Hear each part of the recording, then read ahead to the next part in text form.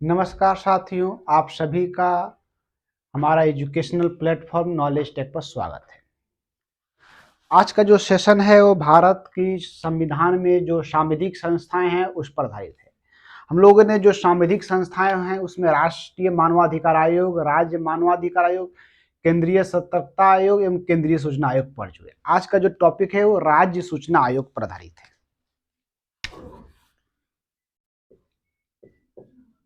राज्य सूचना आयोग। जिस प्रकार हम लोगों ने देखा था कि केंद्रीय सूचना आयोग सांविधिक निकाय है, ठीक उसी प्रकार राज्य सूचना आयोग भी सांविधिक निकाय है। क्यों है?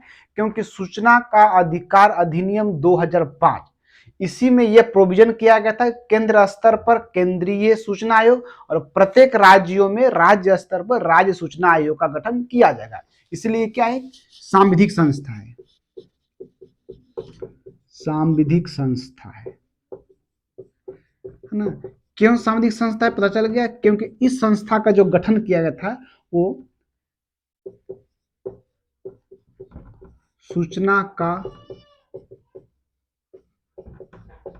अधिकार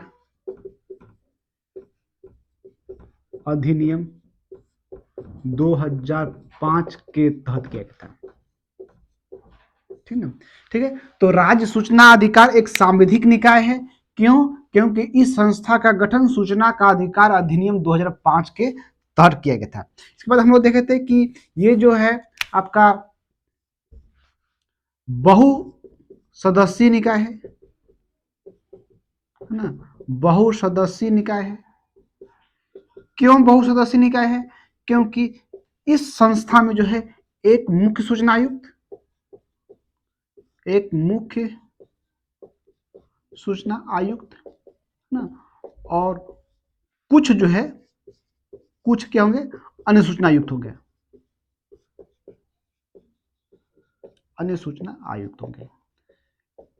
इसमें कहा गया कि जो अन्य सूचना आयुक्त की संख्या अधिकतम 10 हो सकता है, अधिकतम 10, अधिकतम 10। क्योंकि अलग अलग राज्य में अन्य सूचना आयुक्तों की संख्या अलग अलग होती है, लेकिन जो मैक्सिमम संख्या जो हो सकती है वो 10 से अधिक नहीं हो सकता है।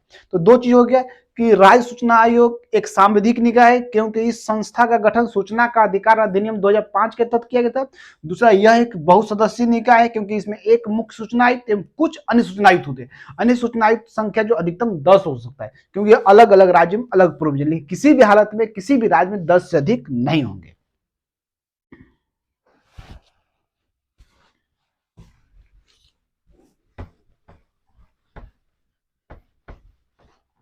आइए, इनकी नियुक्ति,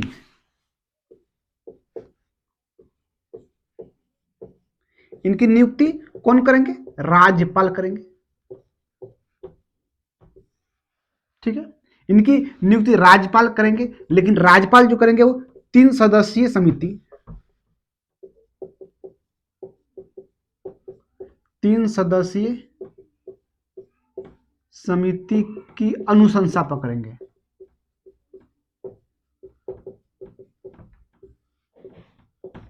ठीक ना। तो राज्य सूचना आयोग में जो मुख्य सूचना आयुक्त अन्य सूचना आयुक्त की नियुक्ति राज्यपाल करेंगे 3 सदस्यीय समिति के अनुसार। इस समिति का जो अध्यक्ष होंगे वो मुख्यमंत्री होंगे, और जो सदस्य में होंगे 2 सदस्य होंगे, जिसमें एक तो होते हैं विधानसभा में विपक्ष नेता, विधानसभा में विपक्ष का नेता। यदि यदि विधानसभा में विपक्ष का नेता ना हो तो वैसी स्थिति में विधानसभा में सबसे बड़ी विपक्षी दल का नेता होते हैं। और दूसरा जो सदस्य होते हैं वो मुख्यमंत्री द्वारा मनोनीत, मुख्यमंत्री द्वारा मनोनीत कैबिनेट मंत्री, कैबिनेट मंत्री। ठीक है। तो एक 3 सदस्यीय समिति है। इसी समिति के अनुशंसा पर ना राज्यपाल जो है राज्य सूचना आयोग में मुख्य सूचना आयुक्त एवं अन्य सूचना आयुक्त की नियुक्ति करते हैं। इनकी योग्यता क्या होगा? जब राज्यपाल मुख्य सूचना आयुक्त एवं अन्य सूचना आयुक्त की नियुक्ति करेंगे तो उसमें योग्यता क्या होनी चाहिए? तो इसमें योग्यता की बात बोला गया है। पहला क्या है? पहला तो बोला गया है कि सार्वजनिक जीवन का अनुभव हो ना, सार्वजनिक जीवन का ना, सार्वजनिक जीवन का पर्याप्त अनुभव हो, अनुभव। दूसरा बोला कि विधि विज्ञान एवं प्रौद्योगिकी ना, प्रशासन प्रबंधन पत्रकारिता इत्यादि के क्षेत्र में विशिष्ट अनुभव रखते हो, विशिष्ट अनुभव रखते हो। और तीसरा चीज बोला गया है संसद या राज्य विधानमंडल का सदस्य न हो। ठीक, ये बोला गया कि योग्यता की राज्यपाल उसी व्यक्ति को मुख्य सूचना आयुक्त एवं अन्य सूचना आयुक्त नियुक्त करेंगे जो कि 3 सदस्यीय समिति अनुशंसा करेगी। लेकिन जब 3 सदस्यीय समिति अनुशंसा करते तो इन सारी बातों को ध्यान रखती है कि जिस व्यक्ति को हम अनुशंसा कर वो व्यक्ति में क्या गुण हो?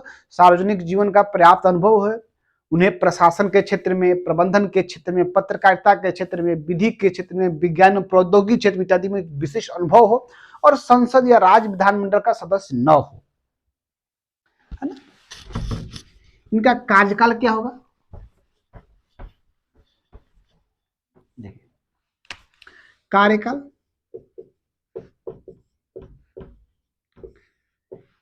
बोलता है क्या? केंद्र सरकार द्वारा निहित अवधि। इसमें पहले 5 वर्ष था लेकिन उसको 2019 में उसको संशोधन किया गया। बोला गया कि केंद्र सरकार द्वारा निर्धारित अवधि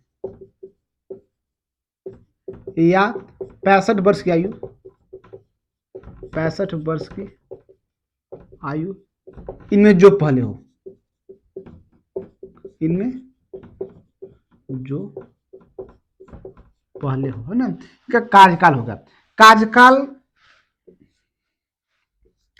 इसके बाद बोली इनकी यदि मुख्य सूचना आयुक्त एवं अन्य सूचना आयुक्त अपने कार्यकाल की अवधि को समाप्त कर ले तो कार्यकाल की समाप्ति के बाद इनकी पुनर्नियुक्ति नहीं होती है। पुनर्नियुक्ति बहुत ही इंपॉर्टेंट, पुनर्नियुक्ति नहीं होती है, नहीं होती है। कार्यकाल की समाप्ति के पूर्व यदि चाहे तो वो त्यागपत्र दे सकते हैं। और त्यागपत्र किनको देंगे? राज्यपाल को देंगे। ठीक है, त्यागपत्र अपने राज्यपाल को देंगे, है ना। और मुख्य सूचना आयुक्त माननीय सूचना आयुक्त को जो हटाने का जो शक्ति भी राज्यपाल में ही निहित है ना। राज्यपाल इनको हटाने की शक्ति है, हटाने का जो अधिकार है या तो खुद त्यागपत्र दे दे या हटाने का अधिकार है वो राज्यपाल में है। लेकिन ऐसे नहीं है कि राज्यपाल जब चाहे तब हटा सकते हैं। इन बोलते यदि मुख्य सूचना आयुक्त एवं अन्य सूचना आयुक्त पर जो कदाचार या अक्षमता का आरोप लगता हो, आरोप हो, ठीक ना, यदि मुख्य सूचना आयुक्त एवं अन्य सूचना आयुक्त पर अक्षमता या कदाचार का आरोप हो तो वैसी स्थिति में क्या बोलते हैं कि राज्यपाल इन आरोपों की जांच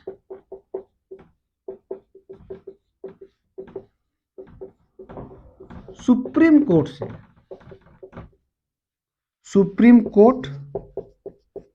से करवाएगा, है ना, सुप्रीम कोर्ट से। और यदि सुप्रीम कोर्ट जांच में यदि सुप्रीम कोर्ट जांच में सही पाता है, मतलब उन पर जो आरोप लगा वो सही पाता है, तब वह राज्यपाल को अनुशंसा करेगा,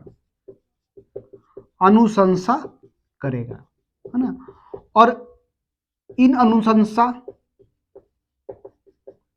के तहत राज्यपाल इन्हें, जिन पर आरोप हो, इन्हें पद मुक्त कर देंगे, ठीक है ना।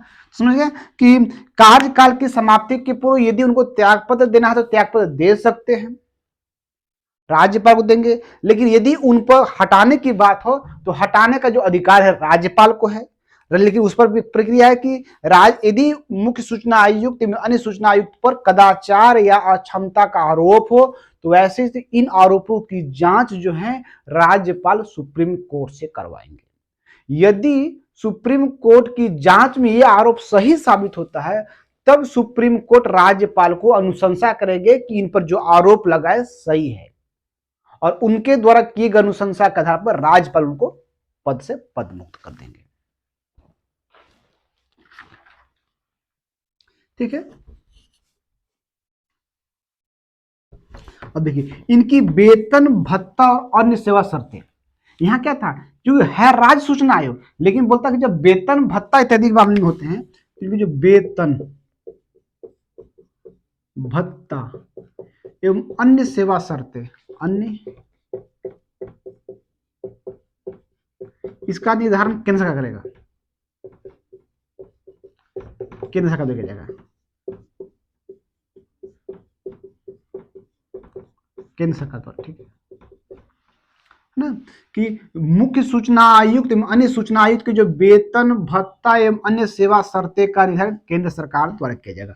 एक और इंपॉर्टेंट है कि कार्यकाल के दौरान जो है, कार्यकाल के दौरान इनकी जो सेवा शर्तें हैं, इनकी सेवा शर्तें में किसी भी प्रकार की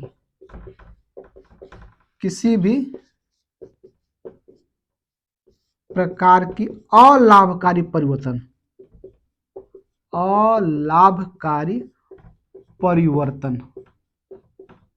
नहीं किया जा सकता, ठीक है। काज का ताकि वो स्वतंत्र एवं निष्पक्ष ढंग से काम कर सके, इसीलिए इनके कार्यकाल के दौरान इनकी जो वेतन भत्ता में अन्य जो सेवा शर्तें है उसमें किसी भी प्रकार कोई अलाभकारी परिवर्तन नहीं हो सकता है, ठीक है।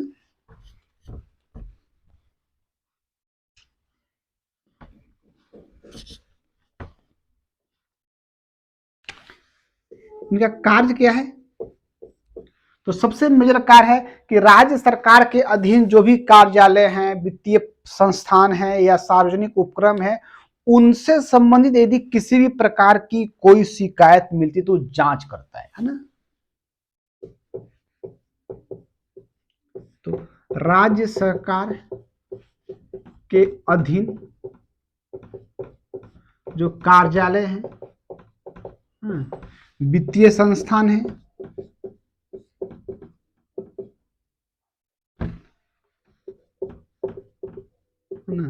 सार्वजनिक उपक्रम,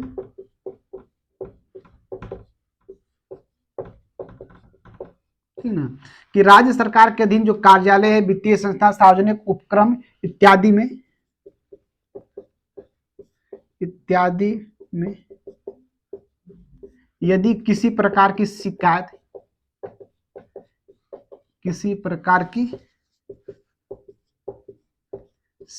आता है तब इसकी जांच करेगा, और दूसरा चीज है वो अपील के रूप में काम करता है, अपील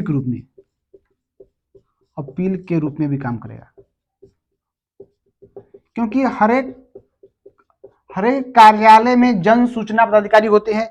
जन सूचना पदाधिकारी से यदि के निर्णय से कोई व्यक्ति असंतुष्ट हो तो स्टेप टू स्टेप वो ऊपर जो सबसे टॉप के जो अथॉरिटी है राज्य सूचना आयोग, वहां पर वो अपील कर सकता है और राज्य सूचना आयोग उनकी अपील को सुनेगा।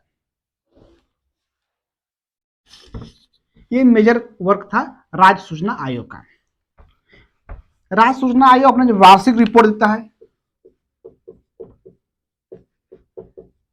वार्षिक रिपोर्ट राज्य सरकार को देगा,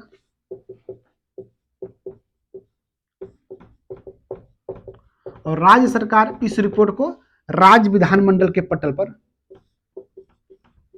राज्य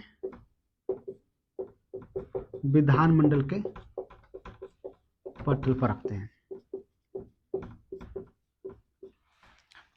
ये था राज्य सूचना आयोग, है ना। तो हम लोग जो मुख्य रूप से जो सांविधिक संस्थाएं थे वो पढ़ चुके थे।